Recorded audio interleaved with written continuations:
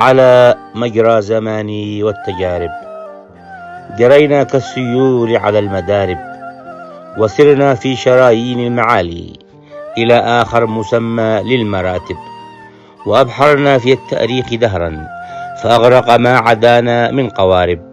سلكنا للدروب فأمتطينا علي هذا النيوب وذا المخالب، وسرنا مثل ذي القرنين حتى بلغنا للمشارق والمغارب، بنينا المجد من أول أساسه لحتى صار مكتمل الجوانب، بزوغ الجاذبية في سمانا يفسر أصل قانون التجاذب، إذا نادى المنادي يوم حرب وثبنا بالسرايا والكتائب،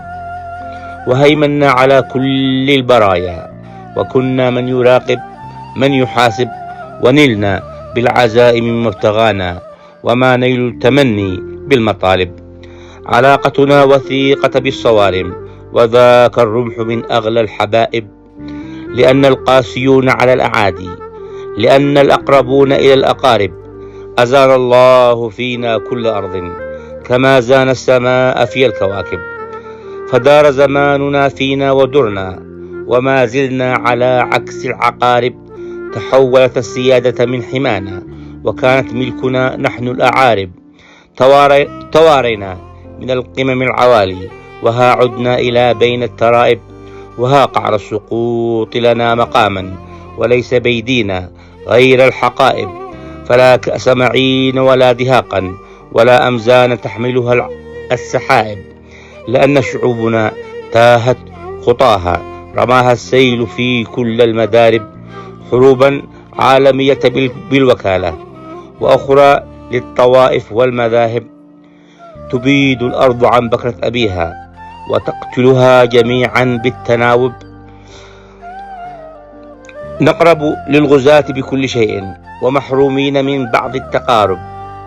تعرضنا من الداخل لغدر وفي صدر السكاكين الأجانب، تعرضنا من الداخل لغدر وفي صدر سكاكين الأجانب، فأمسينا على أوطان عز وأصبحنا على بعض الخرائب، بلاد العرب يا من في المنافي، أما يكفي شعوبك من غلائب، تناثر ريشك المنتوف جوا، وهل يغني عن الرمش الحواجب،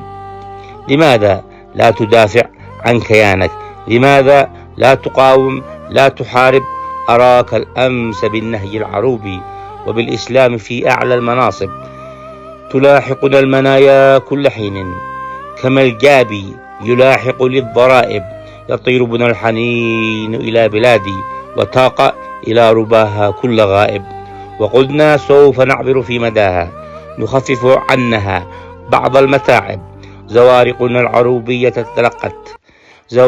العروبية تلقت من الداخل خيانات المراكب،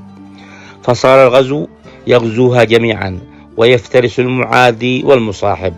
وأسهل ما يكون على الأفاعي فرائسها إذا كانت أرانب، تشابهت الحوادث يا لعمري ولكن ما استفدنا من تجارب، فصادفنا الغرائب في زماني ولاقينا في الدنيا العجائب. الشاعر خولان منصور الشايف.